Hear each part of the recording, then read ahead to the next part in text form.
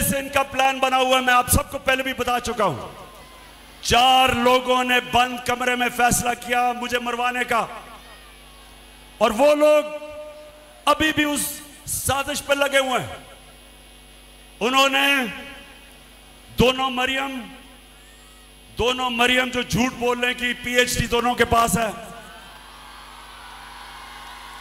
इनको और जावेद लतीफ को, इन्होंने इनसे प्रेस कॉन्फ्रेंस करवाई, और प्रेस कॉन्फ्रेंस करवाई ऐसी कि इमरान खान खुदा ना खास्ता उसने मजहब की तौहीन की है।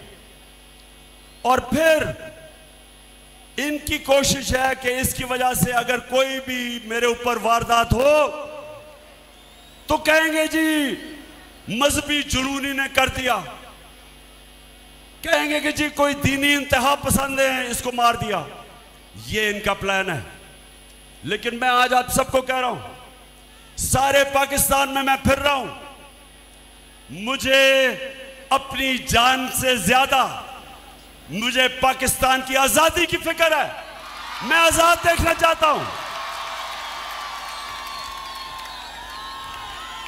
मैं रहीम यार खान सुन लो, सारा पाकिस्तान सुन लो, मैं आज आपको कह दूं कि एक तो मेरा ईमान है अल्लाह पे, ला इलाहा इल्लल्लाह।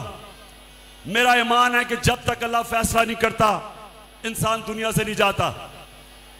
दूसरा,